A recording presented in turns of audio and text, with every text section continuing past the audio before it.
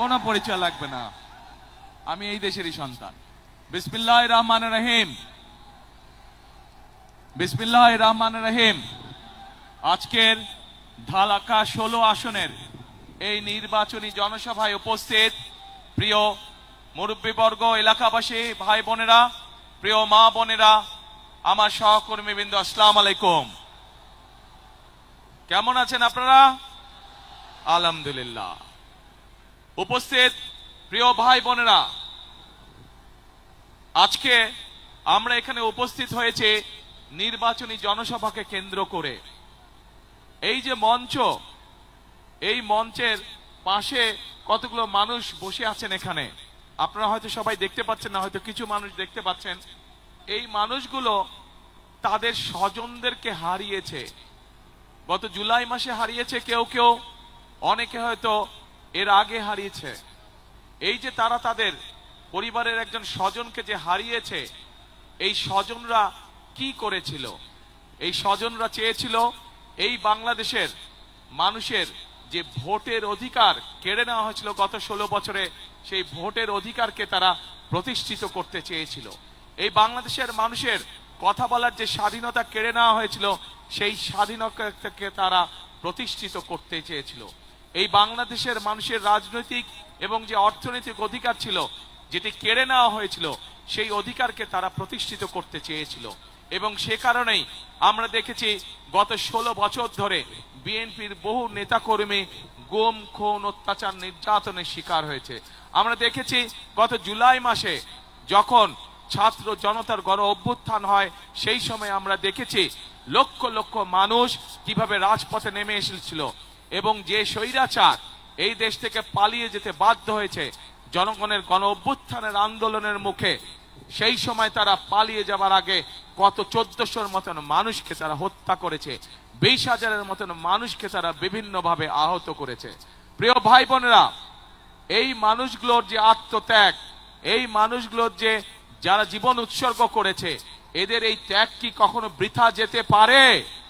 আমরা যারা বেঁচে আছি আলহামদুলিল্লাহ আল্লাহর রহমতে, আমরা কি কখনো এই তাদের এই ত্যাগগুলো বৃথা যেতে দিতে পারে?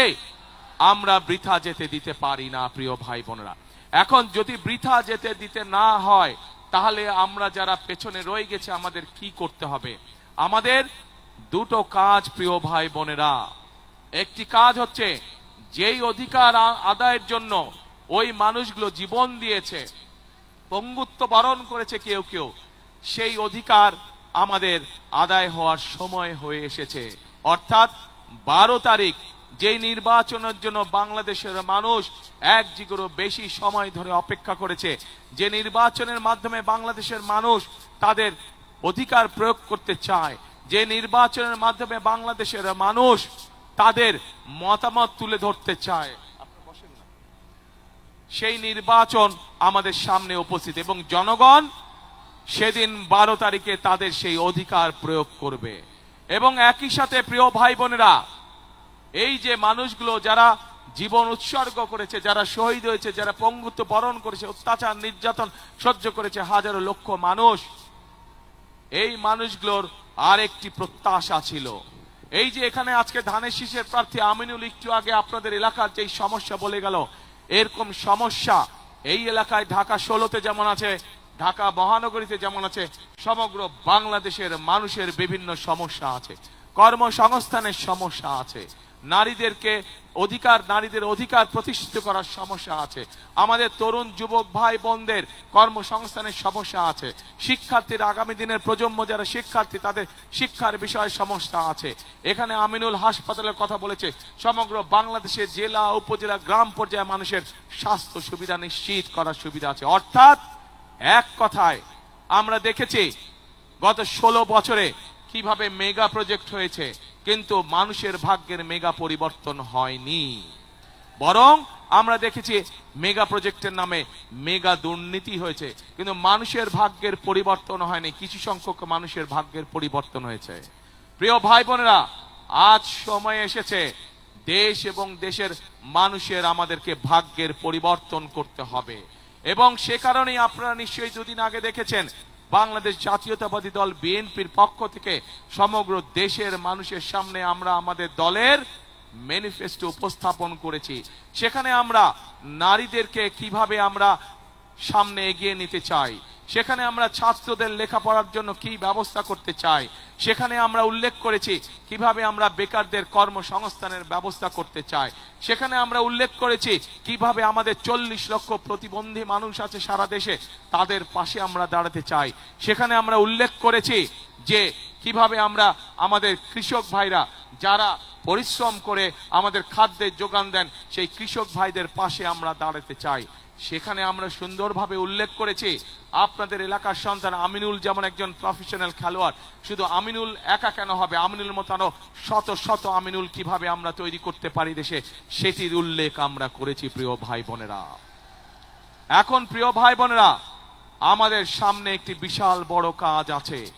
12 তারিখে আমাদেরকে সঠিকভাবে নির্ধারণ করতে হবে, নির্বাচিত করতে হবে যে কাদেরকে দিয়ে আমরা দেশ পরিচালনার দায়িত্ব করব। একই সাথে প্রিয় ভাই বোনেরা, আপনাদের সামনে একটি রাজনৈতিক দল হিসাবে আমরা আমাদের কর্ম পরিকল্পনা উপস্থাপন করেছি। আজকে এই জনসভায় দাঁড়িয়ে আপনাদের সামনে হয়তো আমি আমাদের যে রাজনৈতিক প্রতিপক্ষ তাদের সম্পর্কে হয়তো আমি অনেক কথা বলতে পারতাম, তাদের সম্পর্কে হয়তো আমি অনেক গীবত গাইতে পারতাম, কিন্তু আমি যদি প্রতিপক্ষ সম্পর্কে বা কারো সম্পর্কে যাই বলি না কেন, তাতে কি জনগণের কোনো লাভ হবে? প্রিয় ভাই বোনেরা, জনগণের কোনো লাভ হবে না। আজকে সময় এসেছে, আমরা আন্দোলন করেছি, সংগ্রাম করেছি, আমাদের বহু সহকর্মী সহ অরাজনৈতিক বহু ব্যক্তি বিভিন্নভাবে গত 1 যুগেরও বেশি সময় ধরে নির্যাতিত হয়েছেন, অত্যাচারিত হয়েছেন, নিজেদের জীবন উৎসর্গ করেছেন। আমরা আমাদের সেই মহেন্দ্রক্ষণে উপস্থিত হয়েছি যেখানে আমরা নিজেদের রায় দিয়ে জনগণের সরকার প্রতিষ্ঠিত করতে পারবো। পরবর্তী ধাপ হচ্ছে এই দেশকে পুনর্গঠন করা, এই দেশের মানুষের ভাগ্যের পরিবর্তন করা। এটি হবে আমাদের একমাত্র সামনের লক্ষ্য, এটি হবে আমাদের একমাত্র উদ্দেশ্য। প্রিয় ভাই বোনেরা, সেই জন্য আসুন আজকে ধানের শীষের পক্ষ থেকে, বিএনপির পক্ষ থেকে আমি আপনাদের সামনে হাজির হয়েছি। আজকে আমরা আপনাদের সামনে আমাদের পরিকল্পনাগুলো উপস্থাপন করেছি। আমরা বলেছি যে আমরা আপনাদের সমর্থনে আল্লাহর রহমতে সরকার গঠনে সক্ষম হলে দেশনেত্রী বেগম খালেদা জিয়া যতবার দেশ পরিচালনার সুযোগ পেয়েছিলেন, উনি চেষ্টা করেছিলেন, উনি ব্যবস্থাও নিয়েছিলেন এই দেশের নারীরা যাতে শিক্ষিত হতে পারে, এবং সেই জন্যই স্কুল পর্যায় থেকে দ্বাদশ শ্রেণী পর্যন্ত উনি নারীদের শিক্ষা ব্যবস্থা, মেয়েদের শিক্ষা ব্যবস্থা ফ্রি করেছিলেন। প্রিয় ভাই বোনেরা, সমগ্র বাংলাদেশে দেশনেত্রী খালেদা জিয়ার সেই পলিসির কারণে লক্ষ কোটি নারী আজ শিক্ষার আলোয় আলোকিত হয়েছে। কিন্তু এই নারীদেরকে আমরা অর্থনৈতিকভাবে স্বাবলম্বী করে গড়তে তুলতে চাই। আজকে বাংলাদেশের টোটাল জনসংখ্যার অর্ধেক হচ্ছে নারী, মা বোনেরা আমাদের। তাদেরকে যদি আমরা স্বাবলম্বী করে গড়ে তুলতে না পারি, আমরা যতই পরিকল্পনা গ্রহণ করি কেন না কেন, দেশকে সামনের দিকে নিয়ে যাওয়ার জন্য আমরা কোনো কিছুতেই সফল হতে পারবো না। প্রিয় ভাই বোনেরা, সেজন্যই আমরা সিদ্ধান্ত গ্রহণ করেছি আপনাদের সমর্থনে আল্লাহর রহমতে বিএনপি আগামীতে সরকার গঠন করলে আমরা সারা দেশে প্রত্যেকটি গৃহিণীর কাছে, প্রত্যেকটি মায়ের কাছে আমরা ফ্যামিলি কার্ড পৌঁছে দিতে চাই।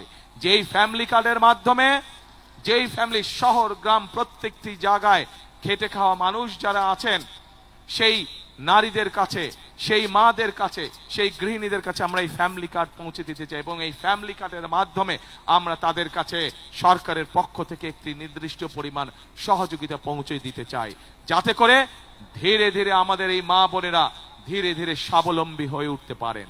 প্রিয় ভাই বোনেরা, আমরা একটু আগে আমি বলেছি যে আমাদের কৃষক যদি ভালো থাকে, আমাদের দেশের মানুষ তাহলে ভালো থাকবে, এবং সে কারণে আমরা সিদ্ধান্ত গ্রহণ করেছি যে আমরা সরকার গঠনে ইনশাল্লাহ আপনাদের রহমতে, আপনাদের দোয়া আল্লাহর রহমতে, আপনাদের সমর্থনে 12 তারিখে সরকার গঠনে আমরা সক্ষম হলে আমরা এই কৃষক ভাইদের পাশে দাঁড়াবো, এবং মা বোনদের হাতে যেভাবে আমরা ফ্যামিলি কার্ড পৌঁছে দিব, একইভাবে আমরা কৃষক ভাইদের কাছে কৃষি কার্ড নামে একটি কৃষক কার্ড পৌঁছে দিতে চাই, যার মাধ্যমে আমরা সরাসরি কৃষক ভাইদের কাছে তাদের প্রয়োজনীয় শস্য, বীজ, কীটনাশক সকল প্রয়োজনীয় জিনিস যাতে আমরা পৌঁছে দিতে পারি।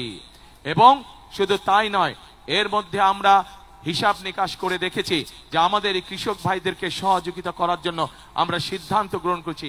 এখানে বহু ভাই বোন উপস্থিত আছেন যাদের পরিবারের কেউ না কেউ কোনো না কোনো গ্রামে বাস করছেন এবং কৃষি কার্যের সাথে জড়িত আছেন, না এরকম অনেকে বিভিন্নভাবে কৃষি কার্যের সাথে জড়িত। প্রিয় ভাই বোনেরা, আমরা সিদ্ধান্ত গ্রহণ করেছি যে বিএনপি ইনশাল্লাহ 12 তারিখে সরকার গঠন করলে পরে সমগ্র বাংলাদেশে যত কৃষক ভাই আছে যাদের কৃষি ঋণ আছে 10,000 টাকা পর্যন্ত, তাদের সেই কৃষি ঋণ আমরা সুদ সহ ইনশাল্লাহ মওকুফ করে দেব সরকারের পক্ষ থেকে। প্রিয় ভাই বোনেরা, এই এলাকায় আপনাদের সন্তান ধানের শীষের প্রার্থী আমিনুল একটু আগে বলেছে, এই এলাকার যারা দুস্থ মানুষ আছেন, খেটে খাওয়া মানুষ যারা আছেন, সেই মানুষগুলোর জন্য হাসপাতালের প্রয়োজন, চিকিৎসার প্রয়োজন। ইনশাল্লাহ ইনশাল্লাহ আজকে আপনাদের সামনে এতটুকু আমি বলে যেতে চাই, আমাদের যেরকম সারা বাংলাদেশের মানুষকে চিকিৎসা দেওয়ার, ঘরে ঘরে চিকিৎসা সুবিধা, বিশেষ করে মা বোনদের জন্য চিকিৎসা পৌঁছে দেবার জন্য যেরকম একটি পরিকল্পনা রয়েছে হেলথ কেয়ার নিযুক্ত করার মাধ্যমে, ঠিক একইভাবে আজকে আমিনুল তার এলাকার মানুষের চিকিৎসার জন্য যেই হাসপাতালের কথা বলেছে, ইনশাল্লাহ বিএনপি সরকার গঠন করলে আমরা সেই হাসপাতাল এখানে তৈরি করব, যাতে করে এই এলাকার মানুষ দূরে যেতে না হয়, তার নিজের এলাকার মধ্যে যাতে করে তারা চিকিৎসা সুবিধা পেতে পারে। প্রিয় ভাই বোনেরা, সমগ্র বাংলাদেশে আমাদের আরেকটি বিরাট সমস্যা রয়ে গিয়েছে। আমাদের বহু তরুণ সমাজের বহু ভাইয়েরা, বহু বোনেরা শিক্ষিত, যুব সমাজের বহু ভাই বোনেরা শিক্ষিত, কিন্তু তারা কর্মসংস্থানের অভাবে রয়েছে, তাদের অনেকেরই কর্মসংস্থান নাই। এবং সেই জন্যই আমরা পরিকল্পনা গ্রহণ করেছি যে বিএনপি আগামী 12 তারিখে ইনশাল্লাহ সরকার গঠন করলে আমরা প্রত্যেকটি জেলায়, এবং স্বাভাবিকভাবে ঢাকা যেহেতু বড় একটি শহর, ঢাকায় হয়তো প্রত্যেকটি এলাকায় অন্তত মিনিমাম একটির অধিক আমরা ভোকেশনাল ইনস্টিটিউট তৈরি করব, আমরা ট্রেনিং সেন্টার তৈরি করব, আমরা আইটিতে যারা কাজ করে তাদেরকে বিভিন্ন প্রকার ট্রেনিং এর আমরা ব্যবস্থা করব। আমাদের যে সকল তরুণ সমাজের সদস্য আইটিতে কাজ করেন, সেই ফ্রিল্যান্সিং এর কাজ হোক, ডাটা প্রসেসিং হোক, এই বিষয়ে তাদেরকে আমরা ট্রেনিং দিব যাতে করে তারা কর্মসংস্থানের ব্যবস্থা করতে পারে। একই সাথে ভোকেশনাল ইনস্টিটিউটের মাধ্যমে আমাদের যেসব বেকার তরুণ ভাই বোনেরা আছে তাদেরকে আমরা ট্রেনিং দিব যাতে করে তারা নিজেদের কর্মসংস্থান, ছোট ব্যবসা তৈরি করতে পারে, অথবা বিদেশে চাকরি বাকরির ব্যবস্থা করে নিয়ে যেতে পারে। প্রিয় ভাই বোনেরা, বাংলাদেশের বহু মানুষ, প্রায় 1.5 কোটি মানুষ বিদেশে প্রবাসী হিসাবে বসবাস করছে, এবং তারা সেখানে কষ্টার্জিত বৈদেশিক মুদ্রা আমাদেরকে দেশে পাঠাচ্ছে যাতে আমরা এই দেশের মানুষের ভাগ্যের পরিবর্তনের জন্য সেগুলো দিয়ে কাজ করতে পারি। আমরা সিদ্ধান্ত গ্রহণ করেছি আমাদের শহর গ্রাম বিভিন্ন জায়গা থেকে যে সকল মানুষেরা বিদেশে আগামীতে চাকরি বাকরি সংস্থানের জন্য বিদেশে যাবেন, আমরা খেয়াল করেছি অনেক সময় অনেক ভাই বোনদেরকে তাদের জমি জমা বিক্রি করে যেতে হয়। আমরা সিদ্ধান্ত গ্রহণ করেছি এই জমি জমা যাতে তাদেরকে বিক্রি করতে না হয়, তাদের যেই চাকরি সংস্থান হবে বিদেশে, তার জন্য আমরা সহজ শর্তে স্বল্প ঋণের সুবিধা তাদেরকে দিব, যাতে করে সেই ঋণের সুবিধা দিয়ে তারা যেতে পারেন, যাতে করে তাদের বাপ বিটার পৈতৃক ভিটা যাতে বিক্রি করতে না হয়। এখন প্রিয় ভাই বোনেরা, এই এলাকায় জলবদ্ধতা একটি সমস্যা আছে। এই জলবদ্ধতা সমস্যা এই এলাকায় যেমন আছে, ঠিক একইভাবে সমগ্র বাংলাদেশে এই জলবদ্ধতার সমস্যা আছে, এবং সেই জলবদ্ধতা সমস্যার কারণে কৃষকরা যেরকম তাদের ফসলের জন্য প্রয়োজনীয় পানি পায় না, একইভাবে অনেক সময় কৃষকরা তাদের চাষবাস করতেও সমস্যা হয়। সেজন্য আমরা সিদ্ধান্ত গ্রহণ করেছি শহীদ রাষ্ট্রপতি জিয়াউর রহমানের সেই বিখ্যাত খাল খনন কর্মসূচি ইনশাল্লাহ আমরা আবার শুরু করব।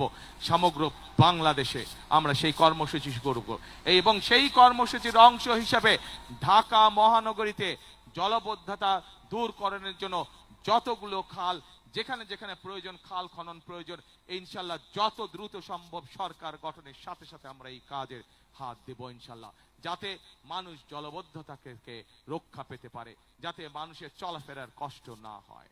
প্রিয় ভাই বোনেরা, আমরা যত কাজই করি না কেন, দুটো কাজের ব্যাপারে আমাদেরকে অবশ্যই সবচাইতে বেশি জোর দিতে হবে। কি সেই কাজ? একটি কাজ হচ্ছে যে কোনো মূল্যে মানুষের নিরাপত্তা নিশ্চিত করা, যেন মা বোনেরা সহ প্রত্যেকটি মানুষ নিশ্চিন্তে দিনের যে কোনো সময় রাস্তা ঘাটে চলতে পারে। একটি মানুষ নিরাপদে রাস্তাঘাটে চলবে, একটি মানুষ নিরাপদে তার ব্যবসা বাণিজ্য করবে, চাকরি বাকরি করবে। সেজন্য বিএনপির সবচাইতে অন্যতম প্রায়োরিটি হচ্ছে যে কোনো মূল্যে ঢাকা শহর সহ সমগ্র বাংলাদেশের আইন শৃঙ্খলা পরিস্থিতি নিশ্চিত করা, আইন শৃঙ্খলা পরিস্থিতি নিশ্চিত করা। এবং একই সাথে প্রিয় ভাই বোনেরা, আমরা দেখেছি বিগত স্বৈরাচারের সময় কিভাবে উন্নয়নের নামে দেশ থেকে প্রতি বছর $16 বিলিয়ন পাচার করে দেওয়া হয়েছিল, অর্থাৎ দুর্নীতি। আমরা যত পরিকল্পনায় গ্রহণ করি না কেন, যদি আমরা দুর্নীতির লাগাম টেনে ধরতে না পারি, তাহলে জনগণের ভাগ্য পরিবর্তন করা অত্যন্ত দুরূহ ব্যাপার হয়ে যাবে।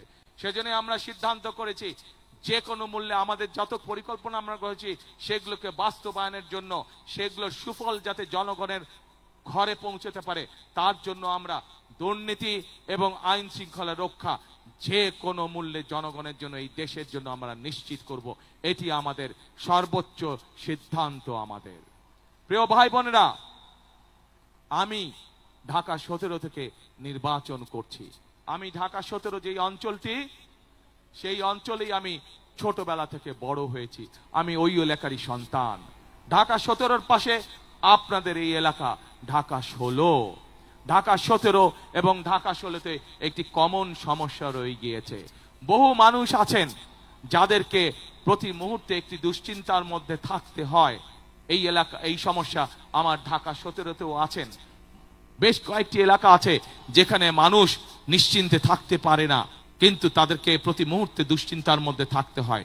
আমি সিদ্ধান্ত নিয়েছি, আমাকে আল্লাহর রহমতে আল্লাহ যদি আমাকে সুযোগ দেন, তাহলে সেই মানুষগুলোর জন্য আমি আমার ঢাকা 17 এলাকায় স্থায়ী বসবাসের ব্যবস্থা করব, দেশের আইনগত ভিত্তি দিয়ে।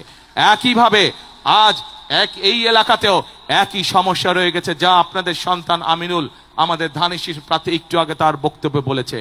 আপনাদের সামনে শুধু আজ এতটুকু বলতে চাই, আমার এলাকায় আমি এই সমস্যা যেভাবে সমাধানের চেষ্টা করব, ইনশাআল্লাহ পাশে আমার ঢাকা 16, কাজেই এই এলাকায় এই সমস্যার মধ্যে যারা আছেন ঠিক একইভাবে তাদের জন্য এই সমস্যার সমাধানের চেষ্টা করব ইনশাআল্লাহ। বিএনপি সরকার গঠন করলে ধীরে ধীরে এই এলাকার মানুষের যে থাকার সমস্যা আছে, উদ্বাস্তুদের যে সমস্যা আছে, সেই সমস্যা আমরা সমাধান করব ইনশাআল্লাহ। প্রিয় ভাই বোনেরা, এতক্ষণ আমার বক্তব্যে আমি আপনাদের সামনে তুলে ধরেছি কিভাবে আমরা দেশকে পুনর্গঠন করতে চাই। আমরা বিভিন্নভাবে অনেক সময় নষ্ট হয়েছে। স্বৈরাচার আমাদের দেশকে বহু বছর পিছিয়ে দিয়ে গেছে। পৃথিবীর বহু দেশ আমাদের থেকে অনেক এগিয়ে চলে গিয়েছে। এখন প্রিয় ভাই বোনেরা, আমাদের সামনে যে কোনো মূল্যে আমাদেরকে পরিশ্রম করতে হবে, যে কোনো মূল্যে আমাদেরকে আমাদের দেশকে গড়ে তুলতে হবে। কারণ আপনারা, আমরা সকলে, এই দেশই হচ্ছে আমাদের প্রথম, এই দেশই হচ্ছে আমাদের শেষ ঠিকানা। আপনাদের সকলের পরিষ্কার মনে আছে, দেশনেত্রী বেগম খালেদা জিয়াকে বিভিন্ন রকম প্রস্তাব দেওয়া হয়েছিল যে উনি যাতে বিদেশে চলে যান, কিন্তু দেশনেত্রী খালেদা জিয়া জেল জুলুম স্বীকার করে, মৃত্যু অবধারিত জেনেও উনি এই দেশের মানুষকে, অর্থাৎ আপনাদেরকে ফেলে উনি যাননি। জীবনের শেষ দিন পর্যন্ত উনি আপনাদের সাথে ছিলেন। প্রিয় ভাই বোনেরা, সেই জন্যই এই দেশকে আমাদের গঠন করতে হবে, যাতে এই দেশের সন্তানরা সুশিক্ষা পায়। এই দেশকে গঠন করে গড়ে তুলতে হবে যাতে এই দেশের মানুষ এই দেশেই কম বেশি সহজেই চিকিৎসা পায়। এই দেশকে আমাদের গড়ে তুলতে হবে, পুনর্গঠন করতে হবে, যাতে এই দেশের সন্তানেরা লেখাপড়া শেষ করার পরে এই দেশেই তাদের ব্যবসা বাণিজ্য কর্মসংস্থানের ব্যবস্থা করতে পারে। এই দেশকে আমাদের গড়ে তুলতে হবে, এই দেশের মা বোনেরা যাতে এই দেশের স্বাবলম্বী হয়ে দেশ গঠনে ভূমিকা রাখতে পারে। প্রিয় ভাই বোনেরা, আজ একটি রাজনৈতিক দল হিসেবে, রাজনৈতিক দলের কর্মী হিসাবে আমি আপনাদের সামনে উপস্থিত হয়েছি আমার দলের পক্ষে ভোট চাওয়ার জন্য। এবং সেই ভোট শুধু ভোট চাওয়ার জন্য চাইছি না, আমি আজ আপনাদের সামনে আমি পরিকল্পনা উপস্থাপন করেছি আমরা দেশ এবং দেশের মানুষের জন্য কি করতে চাই। এতক্ষণ আমার বক্তব্যে আমি সেই কথাগুলো আপনাদের সামনে তুলে ধরেছি। প্রিয় ভাই বোনেরা, উপস্থিত মুরব্বীবর্গ, উপস্থিত মা বোনেরা, এখন আমি আপনাদের কাছে জানতে চাই, আমার পরিকল্পনা তো আমি আপনাদের সামনে বলেছি, কিন্তু ভাই বোনেরা, ঢাকা 16 আসনের মানুষের পরিকল্পনাটা কে? আপনাদের পরিকল্পনা কে? ধানের শেষ কে? ধানের শীষ। 12 তারিখে আপনারা যদি আমাদেরকে ধানের শীষে ইনশাল্লাহ ভোট দিয়ে দেশ পুনর্গঠনের সুযোগ দেন, এতটুকু আমি আপনাদেরকে বলতে পারি, বিএনপি যেমন অতীতে সকল সময় দেশ এবং দেশের মানুষের সাথে ছিল, ইনশাল্লাহ আগামী দিনেও দেশ এবং দেশের মানুষের পাশে বিএনপি থাকবে। আজ আমরা এই ঢাকা 16 আসনে দলের পক্ষ থেকে আমরা আমাদের দলের কর্মী, আপনাদের এই এলাকার সন্তান আমিনুলের হাতে আমি এই ধানের শীষ আজকে তুলে দিয়েছি। আপনারা আমিনুলকে 12 তারিখ পর্যন্ত দেখে রাখুন। আমিনুলকে আপনারা দায়িত্ব দিন। আমিনুল দায়িত্ব, এলাকার মানুষের দায়িত্ব। ইনশাল্লাহ আমিনুল জিতলে পরে, ধানের শীষ জিতলে পরে 13 তারিখ থেকে আমিনুল এলাকার মানুষের দেখভাল করছে কিনা, এলাকার উন্নয়নে কাজ করছে কিনা, সেইটি দেখার দায়িত্ব ইনশাল্লাহ আমার। প্রিয় ভাই বোনেরা, আগেই বলেছি আমি আপনাদের প্রতিবেশী হিসাবে ঢাকা 16 দেখার দায়িত্ব আমার দায়িত্বের মধ্যে পড়ে। ইনশাল্লাহ আপনাদের সন্তান হিসাবে, আপনাদের প্রতিবেশী হিসাবে আমি আপনাদের সাথে যেমন আগেও ছিলাম, ইনশাল্লাহ ভবিষ্যতেও থাকবো। প্রিয় ভাই বোনেরা, বক্তব্যের শেষে আবারও আমি আমার আমিনুলের জন্য, আমাদের দলের ধানের শীষের জন্য সামগ্রিকভাবে এইখানে যত মানুষ উপস্থিত আছেন, আপনাদের মাধ্যমে, আপনাদের যে সকল আত্মীয় স্বজন বন্ধু বান্ধব সারা বাংলাদেশে ছড়িয়ে ছিটিয়ে আছে, আপনাদের মাধ্যমে তাদের সকলকে ধানের শীষের জন্য ভোট চেয়ে আমার বক্তব্য শেষ করছি। ইনশাল্লাহ সকলে ভালো থাকবেন, আমার জন্য দোয়া করবেন, আমিও দোয়া করব আপনারা যাতে ইনশাল্লাহ সকলে ভালো থাকেন। আল্লাহ হাফেজ। বাংলাদেশ জিন্দাবাদ, বাংলাদেশ জাতীয়তাবাদী জিন্দাবাদ।